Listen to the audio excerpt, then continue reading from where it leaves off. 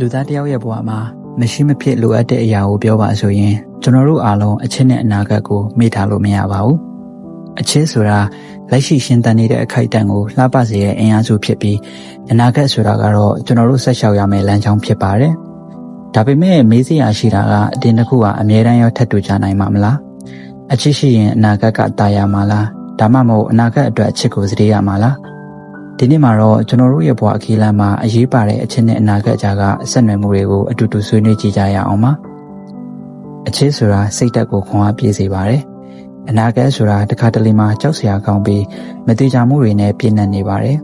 ဒီလိုအချိန်မျိုးမှာကိုယ်ကိုနားလည်ပေးမဲ့ကိုယ်ဘေးမှာအမြဲရှိနေပေးမဲ့အချစ်တစ်ခုရှိနေခြင်းက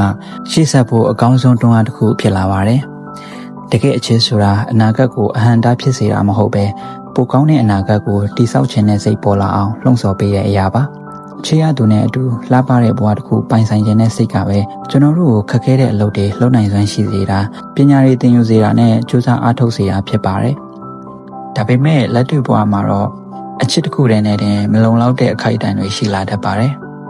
အချစ်ဆိုတာကြည်နူးရပေမဲ့ဘဝဆိုတာကြမ်းတမ်းပါတယ်တခါတလေမှာကိုယ်အရင်ချစ်ရတဲ့သူနဲ့အနာဂတ်ချင်းမတူညီတဲ့အခါဒါမှမဟုတ်ကိုယ့်ရဲ့ရည်မှန်းချက်တွေနဲ့ချစ်ချင်းမြတ်တာတွေကလမ်းခွဲဖြစ်နေတဲ့အခါကျွန်တော်တို့ခက်ခဲတဲ့ဆုံးဖြတ်ချက်တွေကိုချရပါတယ်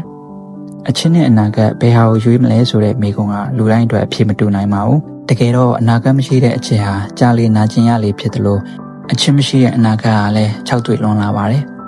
ကျမ်းမာတဲ့အခြေအနေတစ်ခုမှာအနာဂတ်ဆိုတာငါအနာဂတ်ဒါမှမဟုတ်နင့်အနာဂတ်မဟုတ်တော့ပဲငါတို့ရဲ့အနာဂတ်ဖြစ်လာရပါမယ်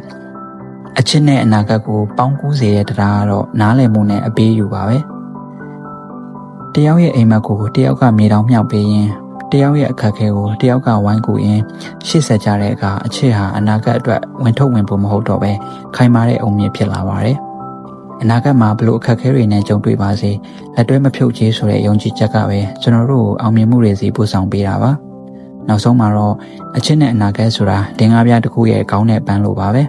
ခွဲခြားလို့မရပါဘူးအချစ်ကအနာဂတ်ကိုအတိတ်ပဲရှိသေးသလိုအနာဂတ်ကလည်းအချစ်ကိုပိုပြီးခိုင်မာတဲ့လုံခြုံမှုပေးပါတယ်တင့်ပေးမှာတင့်အနာဂတ်ကိုအတူတူပုံဖော်မဲ့သူရှိနေပြီဆိုရင်အဲ့ဒီလူကိုတန်ဖိုးထားပါအကယ်၍သင်ဟာအနာဂတ်အတွက်ကြိုးစားရင်အချစ်ကိုရှာဖွေနေတော့မှဆိုရင်လည်းစိတ်မပူပါနဲ့